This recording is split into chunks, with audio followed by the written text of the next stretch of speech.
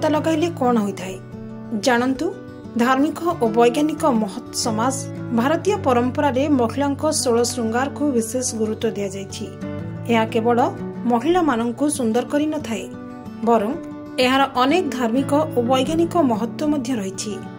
आज आमे महिला माने पादरे लगाउथबा अलतार महत्व और लाभ विषय जानिबा, जहा द्वारा आपण माने जानि परिबे जे महिला माने पर्वपर्वाणी, पूजा तथा विवाह आदि कार्यक्रम रे काहिंकी पादरे अलता लगांती। अलता लगाइबार धार्मिक महत्व सुहागर अन्यतम प्रतीक। अलता लगाइबा द्वारा घरे सुख, शांति और समृद्धि आसीथाए। नाली रंग को सौभाग्यर प्रतीक भाव में विवेचना करा जाए। मान्यता रही जे अलता सुखी वैवाहिक जीवन पई भगवान को आशीर्वाद प्रदान करे।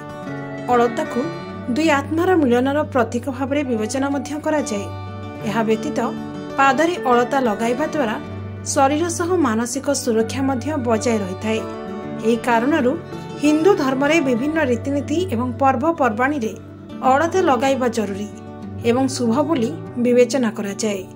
यार नाली रंग को पवित्रता एवं दिव्य नारी शक्तिर प्रतीक बोली मध्य विश्वास रही।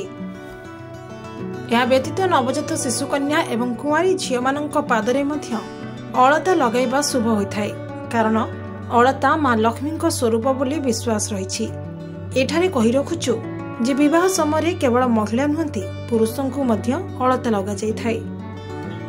अलता लगाइबार वैज्ञानिक महत्व।